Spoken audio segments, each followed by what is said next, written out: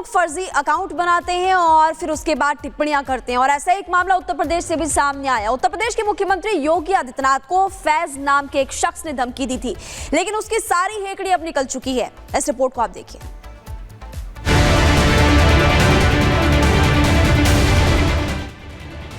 कोई पोस्ट नहीं करूंगा, कभी किसी गलती हो गई साहब माफ कर दो, सबका सम्मान करूंगा साहब। अब गलती हो गई मेरी, माफ कर दो मुझे साहब, गलती हो गई साहब, माफ कर दो मुझे। हाथ जोड़कर रहम की दुहाई मांग रहा ये शख्स महनाज रजा है। फैज नाम से भी ये शख्स जाना जाता है। कुछ दिनों पहले तक इसके दिमाग में कट्टरपंथ का कीड़ा इतना भरा था कि योगी आदित्यनाथ को धमकी दे रहा था, महाकुंभ मेले को तहस नहस करने की बात कर रहा था और तो और मंदिरों में घुसकर हिंदू बहन बेटियों की इज्जत तार तार करने की बात कह रहा था। लेकिन कुछ घंटे में ही इसके तेवर और चाल दोनों बदल गए। कोई पोस्ट नहीं करूंगा, कभी किसी गलती हो गई साहब माफ कर दो, सबका सम्मान करूंगा साहब। अब गलती हो गई मेरी, माफ कर दो मुझे साहब, गलती हो गई साहब, माफ कर दो मुझे। जनवरी में महाकुंभ क्या लगा, फैज को साधु संतों का इकट्ठा होना इतना खटका कि उसने महाकुंभ पर विवादित पोस्ट किया। सीएम योगी को जान से मारने की धमकी दी, लेकिन जब पोस्ट वायरल हुआ तो महनाज उर्फ फैज की शिकायत बरेली पुलिस तक पहुंच गई। योगी आदित्यनाथ जी के लिए लिखा है कि सरकलम करेंगे। कुंभ मेले के संबंध में उसने बहुत अभद्र भाषा का प्रयोग किया है। भगवान श्री राम के लिए उसने गाली लिखी है। तो मेरी यही मांग है कि इस प्रकार के धार्मिक भावनाओं को आहत करके दंगा भड़काने की साजिश करने वाले जिहादियों के खिलाफ कठोरतम कार्रवाई होनी चाहिए, जो एक मिसाल बने भारत में। और विचार करने की बात यह है कि देखिए इनके अंदर कितना जहर भरा हुआ है जिस हिंदुस्तान में रह रहे हैं उस हिंदुओं के प्रति।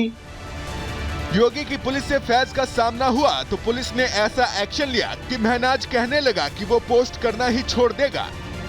शनाफ असलम जो चौधरी तालाब थाना किला क्षेत्र का रहने वाला है, जिसके द्वारा दूसरे धर्म के प्रति, मंदिर के प्रति और माननीय मुख्यमंत्री जी के प्रति कुछ अपमानजनक टिप्पणी की गई थी और उसके पश्चात जब इसका कुछ लोगों ने विरोध किया तो उनके खिलाफ भी कुछ घटनाएं कृत्य की गई।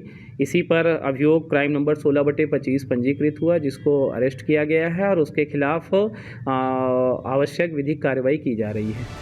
जिस तरह से फैज के दिमाग में भरा कट्टरपंथ का कीड़ा निकाला गया है कि फैज अब कभी विवादित पोस्ट करने की कोशिश नहीं करेगा, तो ये कार्रवाई सबक है उन लोगों के लिए जिनके दिमाग में कट्टरपंथ का कीड़ा भरा है और जो लगातार सोशल मीडिया पर मंदिर, साधु संतों को लेकर भड़काऊ पोस्ट डालते रहे हैं।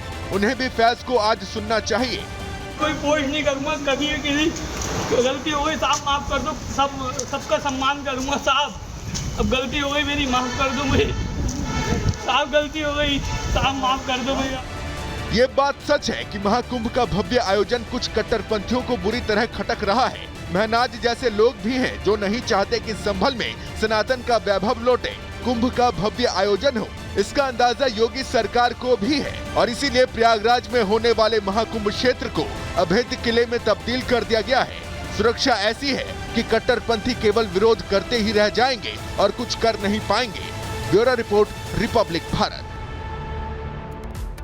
उत्तर प्रदेश में अपराधियों को खत्म करने वाला ऑपरेशन लंगड़ा लगातार चल रहा है और ऐसे में एक जगह पर, 4 जगहों पर आपको बता दें, योगी की पुलिस से बदमाशों का सामना होता है। लखनऊ, मेरठ, कानपुर, बुलंदशहर और उसके बाद मुठभेड़ होती है। इस मुठभेड़ में पुलिस ने 7 अपराधियों को गिरफ्तार कर लिया। आखिर कैसे, इस रिपोर्ट में देखिए।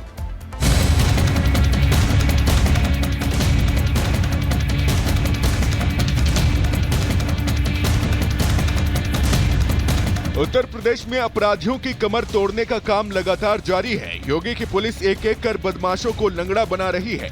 बाबा की पुलिस कह रही है, उत्तर प्रदेश में अपराध करोगे तो लंगड़ा होकर ही चलोगे। 4 तस्वीरें आपके सामने हैं। लखनऊ, मेरठ, कानपुर और बुलंदशहर में पुलिस ने अपराधियों को एक बार फिर बता दिया कि योगी राज में नो अपराध। राजधानी लखनऊ में मुठभेड़। प्रदेश में ऑपरेशन लंगड़ा का दायरा लगातार बढ़ रहा है, लेकिन आज शुरुआत राजधानी की तस्वीर से ही। यहाँ 3 बदमाशों से सामना हुआ तो बाबा की पुलिस ने पैर को ही निशाना बनाया। मकसद साफ था कि अपराधी किसी हाल में भाग न पाएं। हालांकि अंधेरे का फायदा उठाकर एक बदमाश भाग निकला। बदमाशों के साथ ये मुठभेड़ आगरा एक्सप्रेसवे पर हुई। पुलिस ने बदमाशों के कब्जे से एक तमंचा, 315 बोर और जिंदा कारतूस बरामद किए हैं। दोनों बदमाशों ने 7 जनवरी को नवाबगंज गोंडा में अपहरण और लूट की घटना को अंजाम दिया था। इनके पास से एक तो वो कार थी जिस कार से डॉक्टर साहब का अपहरण और उनका जहर पुरानी हुई थी, और डॉक्टर साहब का मोबाइल जिससे ऑनलाइन उन्होंने पैसा ट्रा किया था वो भी बरामद हो गया। 2 इनके पास एक तमंचे 315 बोर के भी बरामद हुए हैं और बाकी और भी कार्रवाई की। मेरठ में शिकंजे में लुटेरा। यूपी की पुलिस पूरी मुस्तैदी से हर जगह बदमाशों पर नजर गड़ाए रहती है। लखनऊ के बाद मेरठ की ये तस्वीर बता रही है कि यहाँ भी योगी की पुलिस ने ऑपरेशन लंगड़ा के तहत अपराधी को अपने शिकंजे में लिया है। मेरठ पुलिस ने 40 लाख की लूट को अंजाम देने वाले अपराधी को मुठभेड़ में गोली मारी और बता दिया कि यूपी में अपराध करना कितना बड़ा गुनाह है। जनाब विशाल ने 24 घंटे पहले ही लूट को अंजाम दिया था, लेकिन अब पुलिस के शिकंजे में है। हालांकि विशाल के साथी मौके से फरार हो गए, लेकिन पुलिस की मुस्तैदी बता रही है कि वो भी बच नहीं पाएंगे। झांसीवाड़ा स्टेशन के पास गोल चक्कर है, वहाँ पे चेकिंग की जा रही थी। सूचना मिली थी कि ये यहाँ पे आता हुआ दिखाई दिया। कुछ देर बाद ये पुलिस को ये आते हुए दिखाई दिया। पुलिस ने जब इसे रोकने का इशारा किया तो इसने रुकने की बजाय पुलिस पर फायरिंग कर भागने का प्रयास किया है, जिसकी जवाबी कार्रवाई में इसके पैर पे गोली लगी है। इसे उपचार हेतु मेडिकल कॉलेज के इमरजेंसी वार्ड में एडमिट कराया गया है, जहाँ इसका उपचार किया जा रहा है। इसके पास से हमें एक बैग मिला जिसमें कुछ आभूषण और नकदी है। इसके साथ जो घटना में प्रयुक्त बाइक है वो इसके पास से बरामद हुई। इसके साथ ही एक तमंचा, जिंदा कारतूस, एक खाली खोखा इसके पास से बरामद हुआ है। कानपुर के पनकी में एनकाउंटर। यहाँ भी बदमाशों का सामना योगी की पुलिस से हुआ। पनकी थाना क्षेत्र में पुलिस बदमाशों के बीच धाए गोलियां चली। शातिर बदमाश ने जान से मारने की नीयत से पुलिस पर फायरिंग कर दी। पुलिस की जवाबी फायरिंग में 2 बदमाश के पैर में गोली लगी, जो अब शिकंजे में है। साथ ही एक और बदमाश को पुलिस ने गिरफ्तार किया है। बुलंदशहर में इनामी बदमाश गिरफ्तार। बुलंदशहर पुलिस ने 10,000 के इनामी बदमाश को मुठभेड़ के बाद अपने शिकंजे में लिया है। शातिर गोकश के कब्जे से पुलिस ने अवैध असलहा, कारतूस और बाइक बरामद की है। 1, 2 या फिर 10 नहीं, बल्कि बाबा के आदेश के बाद ऑपरेशन लंगड़ा के जरिए यूपी की पुलिस सैकड़ों बार अपराधियों और बदमाशों को सीधी और साफ संदेश दे चुकी है कि यहाँ अपराध करोगे तो बच नहीं पाओगे। Bureau report, Republic Bharat.